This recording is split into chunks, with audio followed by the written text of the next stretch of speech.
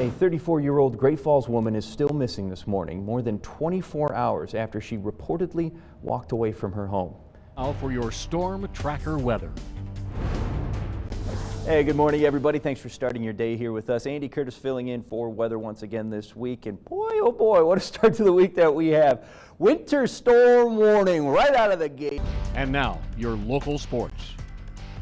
Hey, welcome back to sports, everybody. Filling in for Sam Hoyle again tonight. And do you know what? I'm happy to do it. That's because it was perfect weather for the boys of summer this evening in the capital city. Here in Montana, trapping is strictly regulated by state law, requiring traps set up on public land to be set back at least 50 feet from a road or trail and 300 to 1,000 feet from the trailhead, depending on the trap. But even with those regulations, pet deaths do occur, although infrequently. Now, you may have seen the smoke today, and we are tracking reports of at least 4 new fire starts this afternoon. A Helena Lewis and Clark National Forest spokesperson says that 2 of the fires, the Owl Gulch and the Devil's Tower, are burning in the York area. Governor Steve Bullock has ordered Montana flags flown at half-staff tomorrow for a Montana Air National Guard pilot who died fighting fires in Australia. This safe haven for snow geese and other winged travelers has grabbed the attention of bird watchers, who come in flocks of their own to catch a glimpse of the natural spectacle. And for as good as Freeze-Out Lake is for bird watchers, it's just as good for the local economy. In late March, Choteau even held its first ever Wild Wings event to capitalize on the return of the birds. Congressman Greg Gianforte, Montana's lone U.S. House member, officially launched his campaign for governor today in Helena. MTN's Jonathan Ambarian reports on why he says he's the best candidate for the job.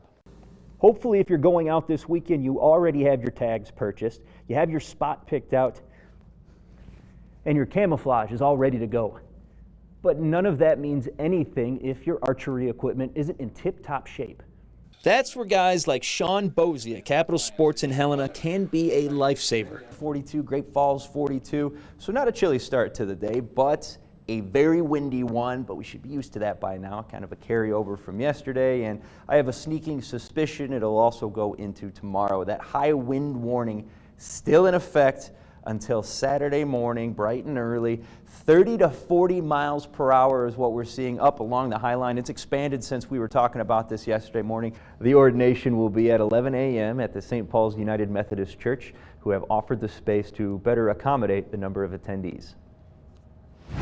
And now switching gears a little bit, filling in for Curtis Grevenitz tonight, we're going to take a look at our weather out there. Not a lot going on at the moment. You can see. So today and tomorrow will be pretty nice. Batten down those hatches though, because the sun will be out, but so will the wind. And yeah, here it is. That snow will be making a return to this great state of ours. It's late Saturday night into Sunday. I'll go more into detail in all that coming up in the full forecast. And starting next month, candidates will begin filing to become Lewis and Clark County's second Justice of the Peace. They had to make a decision and make it fast. Dodge ordered his men to drop their tools and head for the ridge. But with fire nipping at their heels on a steep slope like this one, it was a race that 13 of them wouldn't win. More thunderstorms are moving through. Good news and bad news there, as you know by now. With the thunderstorms comes lightning, thunder, lightning especially, which is not good for the wildfire situation. But on the other side of that, rain's coming with it too. So hopefully we'll get more of the good, less of the bad, and that rain will help deal with some of these wildfires that are still burning around the state. Once you have your permit, the National Forest Service is asking you to please double check that you're on either National Forest Service land or BLM land. Also, if you can, cut your Christmas tree from an overcrowded stand of trees in a meadow. And also be sure that you're not on an active timber sale site or near a campground. Not every rate is set to increase. Garbage service fees won't change. Cortez said the city will look at the rates again next year to make sure they're appropriate. And time now to get a first check on your weather with Andy Curtis, who is filling in for Chief Meteorologist Curtis Grevenitz. That's right. Now, those garbage service fees might not change, but our temperatures will across the state tomorrow. Let's take a look at the highs right now across Montana. This colder weather means, yeah, we can save a few bucks on the AC at night, but it also means, yeah, we'll see some more rain coming through, but the weekend is looking good. All right, thanks, Andy. And when it comes to healthcare costs, most of us know hospitals are an expensive piece of the overall pie in America and Montana. But a recent national study of prices paid by privately insured patients shows that Montana hospitals are even more expensive than the norm. And while all fishing opportunities here in the state mean big business, once things start to freeze over, it's ice fishing that continues to reel in the cash. You're gonna have a lot to be positive about tomorrow because these temperatures aren't going away anytime soon. We're gonna take a real quick look at the weather headlines. It's gonna be hot again tomorrow and Sunday and the rest of next week, but it's not gonna be necessarily dry. So start thinking thunder if you have any outdoor plans tomorrow, going to the Show Dare Soccer Classic in Helena or the East Helena Rodeo. Just keep in mind that there will be some thunderstorms moving through. And riding ATVs. Andy, what's your favorite way to relax? Honestly, a nice bubble bath, a glass of wine, and a 7-day forecast, especially when it looks like one of these. It's gonna be nice, well, nice-ish in the last half of the week. As soon as they open back up in August, though, we're going to be introducing this and going full swing with it. All right, awesome. And we can't be strapped into these things without giving them a run. So, Charles, give me an example of how we do it, and I'll follow suit the best I can.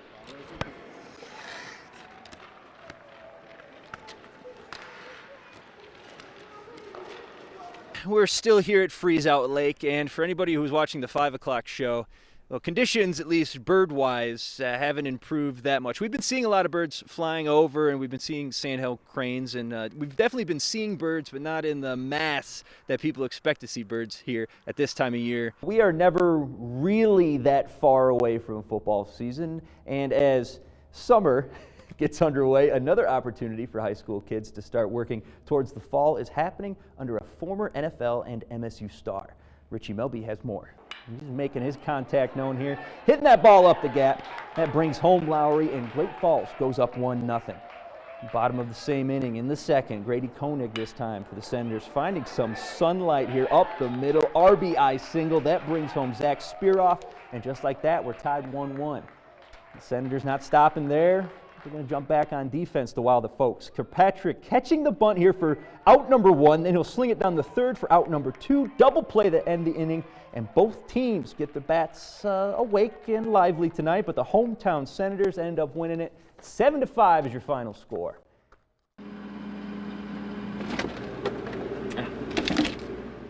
But is the loss of hunting opportunities and hunting dollars the worst problem that could come from CWD? With millions of people eating wild game all over the country, is there a real danger of this prion disease making its way into humans? And if a hunter isn't successful or is successful during the general season, what kind of additional hunts are there? Shoulder seasons, damage hunts, what's available later in the year? But the general season for deer and elk this year runs until December 1st. But after that, we do have, you mentioned shoulder seasons or shoulder hunts. What are some of the mistakes that you see hunters make that are maybe new to hunting as they get into these, early season for archery or upland bird? There's got to be a few things that are commonly popping up that could be avoided pretty easily. Well, I think one of the most common things is people, they don't know where they are in the landscape. I think it's a great event, and that's why it's caught on so much across the country. And volunteer events like this one are a big help to the grounds crew here at the VA. They have a lot of ground to cover and typically not a lot of bodies to do it. This is great because we're limited manpower, limited budget, and so for these guys to come out and donate material and time and equipment is invaluable to us. Military veterans often battle a wide range of issues, both physically and mentally. But there is a program at Fort Harrison in Helena that is helping both treat the mind and the body. Let's interlace the hands and Yoga. So it's like we're protracting. The age-old practice, to some, conjures up the image of quiet, peaceful meditation. Kind of a far cry from the tough military life. All the years when I was in the Marines in the 70s, 80s, and 90s, yoga, what's that? I passed it on to every vet I know, and most of them are young guys, and they're just like, oh, whatever, dude, But for these veterans at Fort Harrison in Helena, yoga turned out to be just what they needed. It's a positive and upbeat thing, and if you want to have something positive, have something upbeat, this is the place to do it. Through the MOVE program, many veterans have been introduced to this form of therapy that is helping heal both physically and mentally. Well, in yoga, we treat the body as a whole, and we treat the person as a whole. And so we're, really creating a connection between the brain and the body. Through stretching and guided breathing, vets attending these classes are seeing benefits they thought they never would. I don't hurt as bad, and there's a lot of times I couldn't sleep because the back would hurt, and now with that I can almost sleep 4 hours solid, which is unheard of till I started yoga. And setting goals they thought were previously out of reach. My intent when I started the class was to be able to get on the floor with my granddaughter, because life was meant to be lived on the floor with your kid and your dogs. It actually accomplished that goal.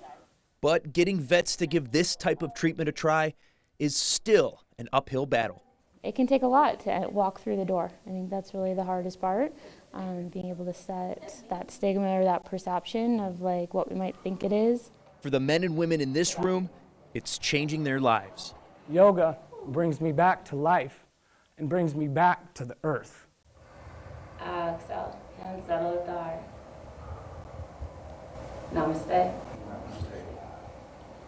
Now, according to Fort Harrison, the class size has remained pretty steady at about 26 participants since its start in 2016.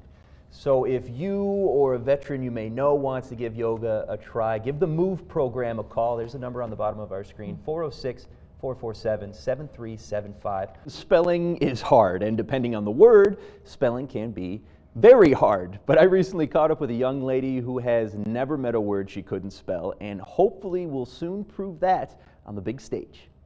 N-C-E-L-S. That is correct. Every year, the Scripps National Spelling Bee brings in the best of the best from all over the world so one can claim vocab victory. And this year, Helena will be well represented by this word warrior. Hi, I'm Clara Harmon, C-L-A-R-A-H-A-R-M-O-N. Clara has been climbing the ranks at qualifying bees all over Montana, earning her spot in the big spelling showdown. But it hasn't been easy. Being homeschooled, Clara and her mom have worked study time for the bee into her school day. But it can be a grind preparing for a national competition of this level. There were days that we both kind of wanted to give up, but we knew what our goal was and we wanted to keep pushing, and we did. It paid off, and now Clara and the whole family are heading to Maryland, ready to enjoy the experience. I just want to kind of have fun and get to know new people. She worked really hard, and I'm really, really proud of her. And I knew even if she didn't make it, it was going to be fine. Before Clara and I wrap things up, though, I thought I'd help her Prepare. Gladiolus.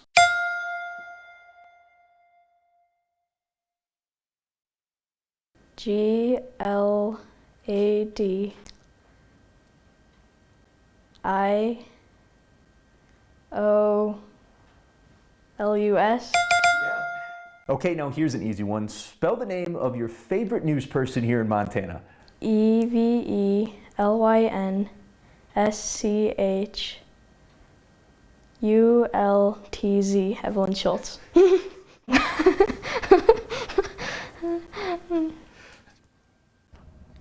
Oh, Andy. That's right. Wow. Seriously though, good for her. Almost 600 kids are competing this year. Coverage for this year's nationals start on ESPN on Tuesday, May 28th. Finals are all day long on Thursday, May 30th on ESPN2. And for more information, you can visit spellingbee.com. Are you still mad at me? He won't let it go. And even after all that, we'll still be rooting for Clara, and hopefully we'll be bringing you some updates. I was talking to her mom and asked that they would send us some emails on her progress. So stay